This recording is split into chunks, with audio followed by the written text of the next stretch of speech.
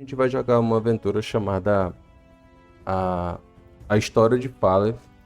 Para quem não conhece ou não interagiu, Falef é um NPC que eu tenho tentado desenvolver a história dele, só que não tem tido muitas oportunidades junto aos outros grupos que já passaram.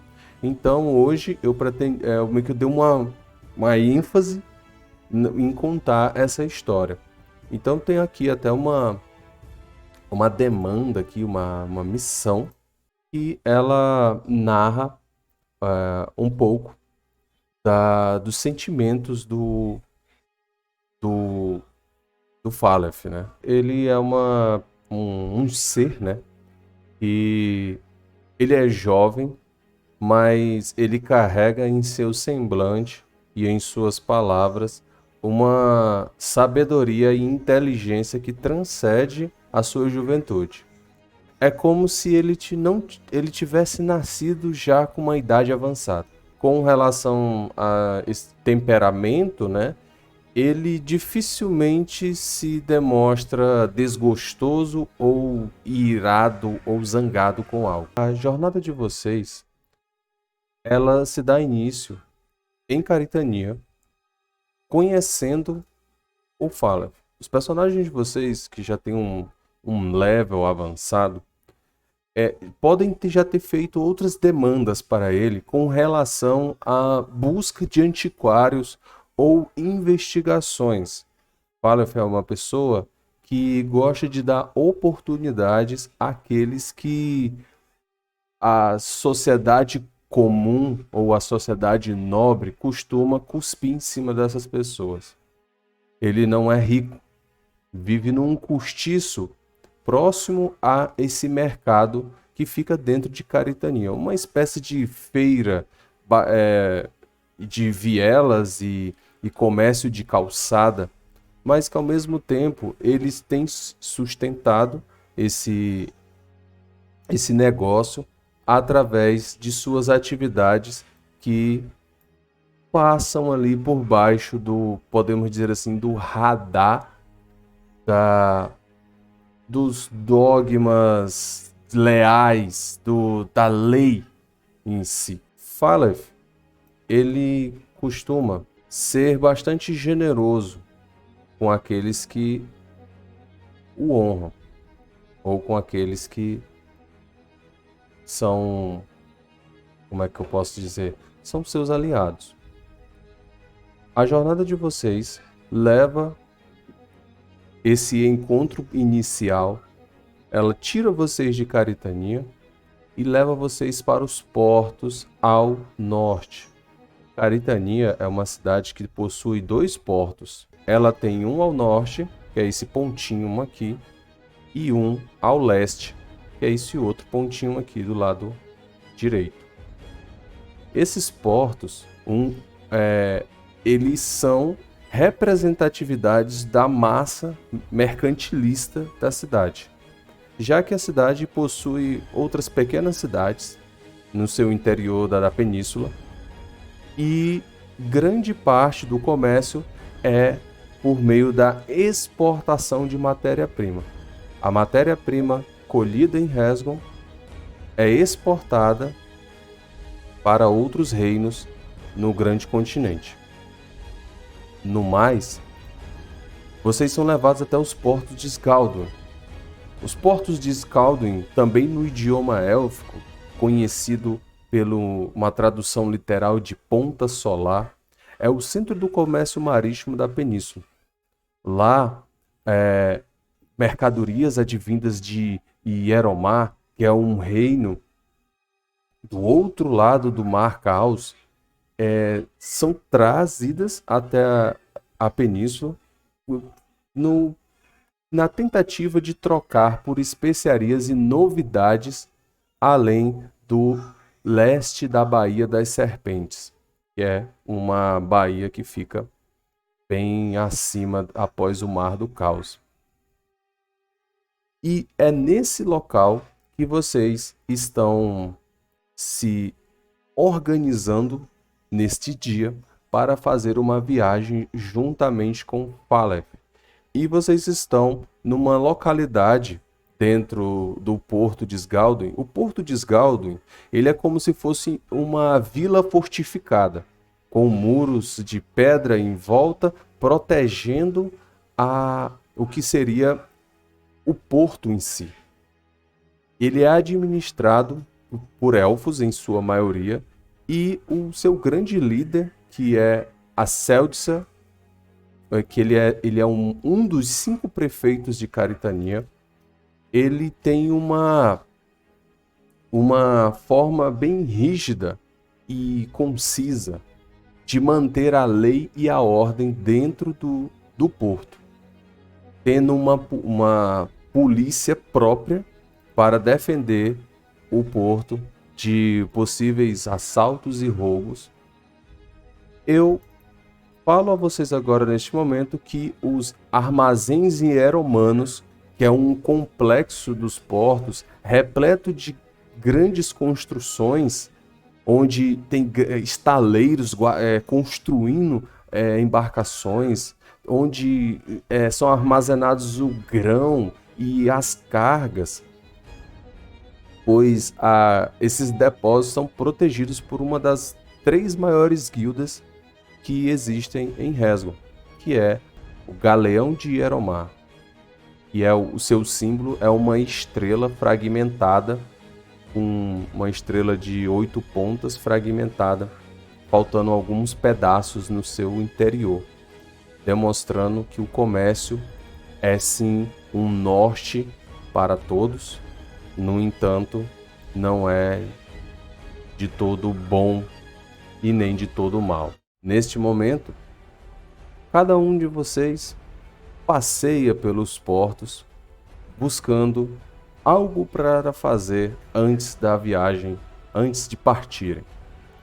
Macavé estava nos depósitos hieromanos, garantindo requisitos prévios para o uso de suas magias, como um bom elfo apegado às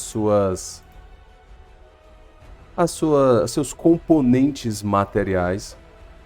Ele estava tanto dialogando assuntos como política, Estado unilateral, leis justas para o povo, como também barganhando com os mercadores de Sgaldwin.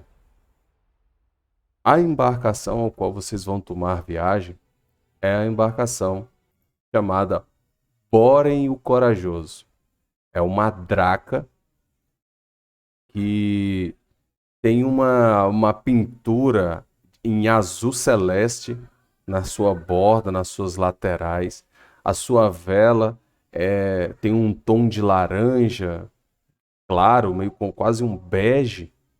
E existem uma tripulação de aproximadamente quase 20 homens e mesclado com mulheres para fazer essa viagem, utilizando tanto de uma vela quadrada como quase aproximadamente ali 12 remos, 6 de cada lado da embarcação, e vai fazer vocês atravessarem o Mar Caos e realizarem a jornada de vocês.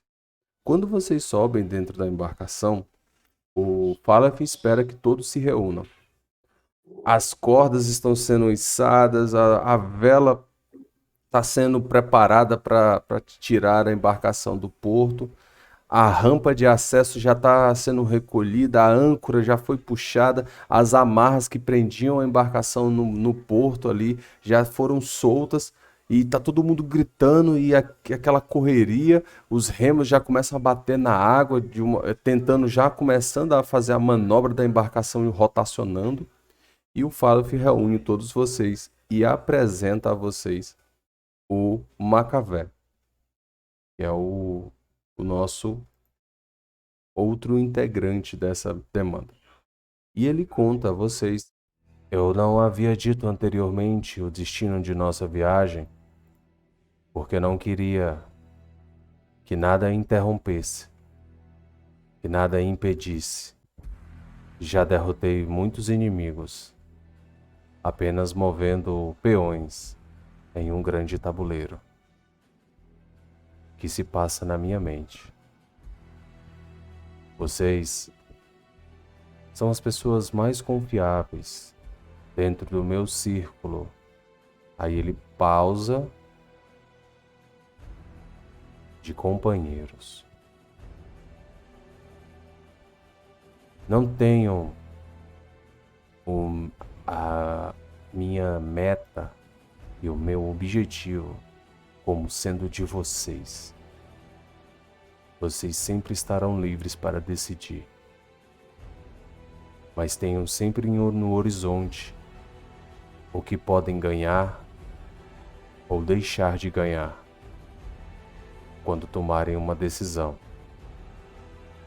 Pois vocês sabem muito bem. E eu sou capaz de recompensá-los na medida do possível.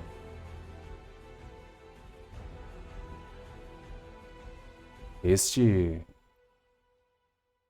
é um conhecido, um estudante acadêmico da Universidade do Conhecimento Arcano. Macavé será o nosso guia, se é que eu posso dizer assim.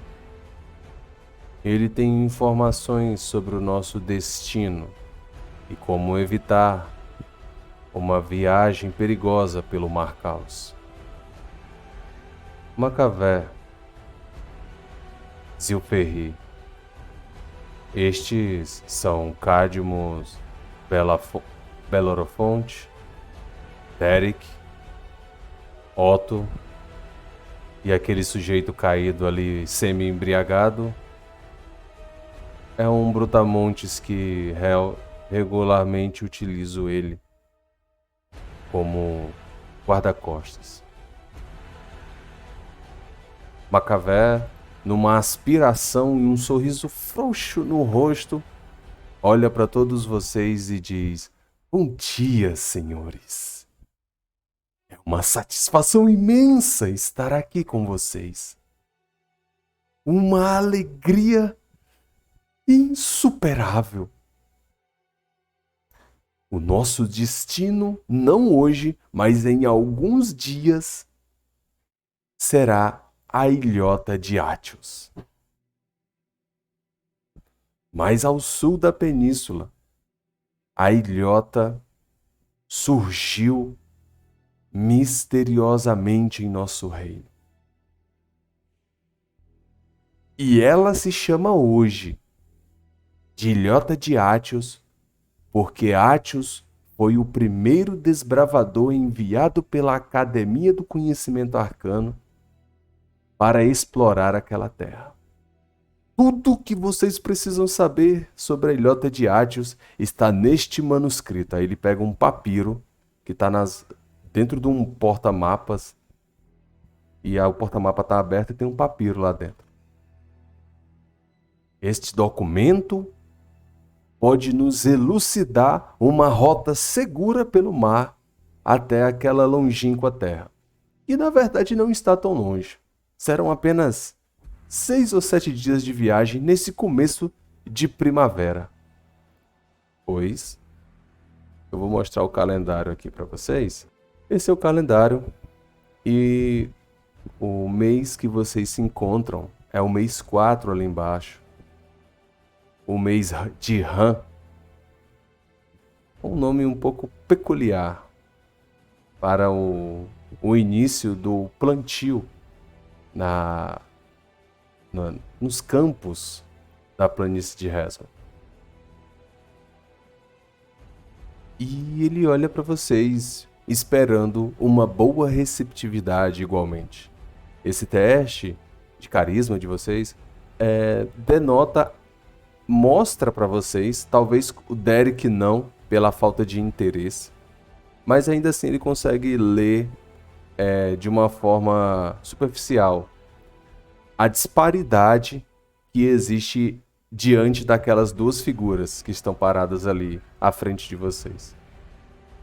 a disparidade entre a figura do Phalef comparada à figura do Macavé. Então, o Macavé, ele segue dizendo, o meu mestre e professor, Atios, fez uma embarcação encontrar a ilhota e ele conseguiu enviar o manuscrito por meio de teletransporte de material até Caritania.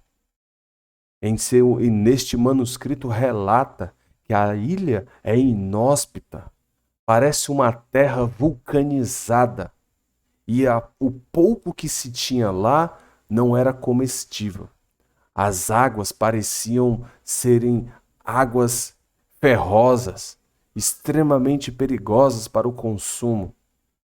E ele disse que não tinha como fazer uma viagem de retorno, pois o barco havia sido destruído.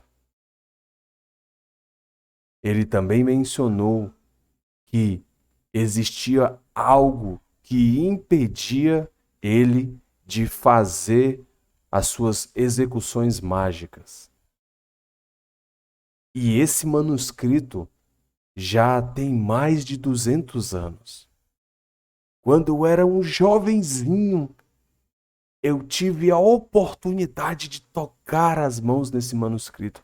E hoje, em um consórcio entre a academia e os bons préstimos deste investidor, o senhor Phalef, a academia está me enviando como uma espécie de explorador depois de 200 anos para descobrir como tem passado a ilhota de Atios. Então aqui estou, a academia está financiando esta viagem e o senhor Phalef é o grande, não só uma ilustre pessoa que está dando essa oportunidade para todos nós fazermos essa viagem, como também foi quem administrou e orquestrou todas as nossas necessidades para que possamos chegar lá com exatidão. Então eu acredito que vocês sejam pessoas de habilidades e capacidades que vão garantir tanto a nossa sobrevivência como a nossa segurança. Não é mesmo, senhor Phalef? Para meio que dar uma conclusão aqui nesse momento, ele é chamado pela capitã Zurian. Ela atualmente, vocês conhecem ela não porque ela tenha feito os grandes marcos na trajetória dela, mas é porque ela foi a primeira corsária de Sgaldun. A Capitã Zurian, ela tem um outro termo que vocês vão conhecer dentro dos 7 dias de viagem que vocês terão, que é a matricida. Ela é uma viúva pela 23ª vez. Na manhã do 8º dia, vocês estão trilhando uma região repleta de pequenas montículos de pedra no mar. Vocês notam como se fossem adagas feitas de pedra, afiadas e apenas as suas pontas. Os homens, os navegantes, eles ficam dependurados na borda do barco, preso por uma corda, observando a água e dando vozes de comando para que os remadores, além de manter a velocidade da embarcação, possam evitar bater nesses rochedos. E vocês já conseguem ver no horizonte a ilhota de Atios. E logo à primeira vista, vocês observam que o verde não é tão predominante, e sim uma espécie de cinza, puxado para uma coloração arenosa, uma coloração tipo de terra obscurecida. Essa é uma linha que o Macavé ele mostra para vocês em cartas náuticas. E essa era uma rota existente há muito tempo, quando essa ilha não existia. E agora se tornou uma rota intransponível. Mas uma embarcação pequena como a de vocês, com um pouco de dificuldade, conseguiu vencer esses rochedos espalhados em volta da ilha e conseguiram se aproximar. Então, a embarcação de vocês vai velejando e quando ela chega mais ou menos nesse ponto aqui, onde a rota marítima levaria vocês para outro local, o barco se volta indo para uma espécie de baía, de enseada. Bem, gente, quando a embarcação chega na baía da ilhota de Atios aqui, o Otto consegue perceber uma estrutura no alto daquele pico maior ali. Deixa eu revelar aqui uma imagenzinha aqui pequena. Bem no alto, Otto, você consegue ver como se fosse uma espécie de um promontório, assim, como se fosse então, como se fosse uma estátua, sabe? Só que não tem face, nem rosto, é apenas uma estrutura montada. Você percebe que ela está destacada do pico, desses picos maiores. Mas você conseguiu perceber porque o sol, vocês chegaram aqui no período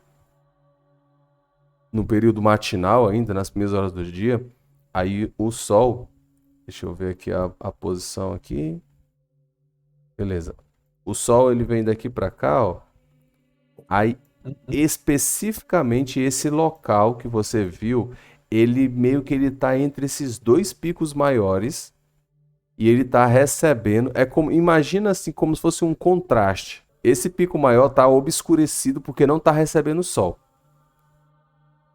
E esse pico menor aqui, que eu tô pingando, ele tá meio que um pouco mais na frente. Entre os dois existe uma brecha.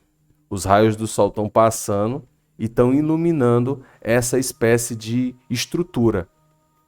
Entendeu? Então é como se ela tivesse, tipo, recebendo uma espécie de brilho natural.